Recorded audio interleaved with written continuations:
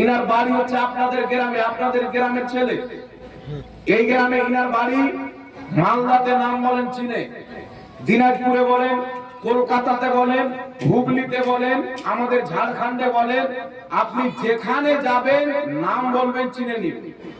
তো সিধরির কারণে ইনাকে চিনে না, ইনার কারণে আপনাদের সিধরিকে চিনে। সুবহানাল্লাহ হবে না? রাসূলুল্লাহ সাল্লাল্লাহু আলাইহি ওয়াসাল্লাম বলেছেন, তোমাদের মধ্যে সবচাইতে ভালো ওই ব্যক্তি যে ব্যক্তি ইলমে দ্বীন শিখে এবং অপরকে শিক্ষা দেয়।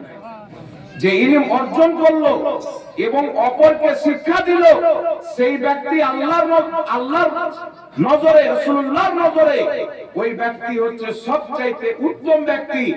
আজ বিরাদর ইসলাম মাওলানা শামীম আখতার আমার ভাই ফাজিলাত কমপ্লিট করে এসেছেন, মুফতি পড়াশোনা করবেন। মুফতি পড়াশোনা করার পর সে ইলমের চর্চা করবে, মাদ্রাসাতে পড়াশোনা করাবে। সে যে আলো উত্তর প্রদেশ থেকে নিয়ে আপনাদের সিধরিতে এসেছেন, তার আলোর মাধ্যমে পৃথিবীতে আল্লাহ পাক কত জনের অন্তরকে নূর দিয়ে আলোময় করবে একমাত্র আল্লাহই জানেন। আল্লাহর শুকরিয়া আদায় করি। বক্তা অনেক আছেন বাবা, সমস্ত বক্তার আমি সম্মান করি যে কিঞ্চিত পরিমাণে আহলে সুন্নাত ওয়াল জামাতের খিদমত করেছেন বক্তব্যের মাধ্যমে, আপনার দার্স ও তাদরিসের মাধ্যমে, অর্থের মাধ্যমে, তাদের আমরা সম্মান করি।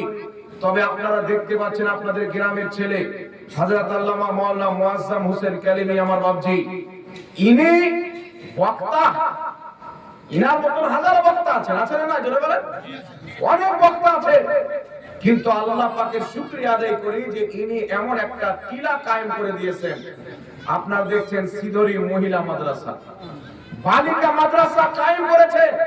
আর এটা ছোট মাদ্রাসা নয়, আলহামদুলিল্লাহ দেখলাম অনেক বড় মাদ্রাসা। দিলকে অনেক সুকুন পাওয়া গেল, সান্ত্বনা পাওয়া গেল যে বক্তব্য তো অনেক কেউ দেয়, কিন্তু ইনি বক্তব্য দিয়ে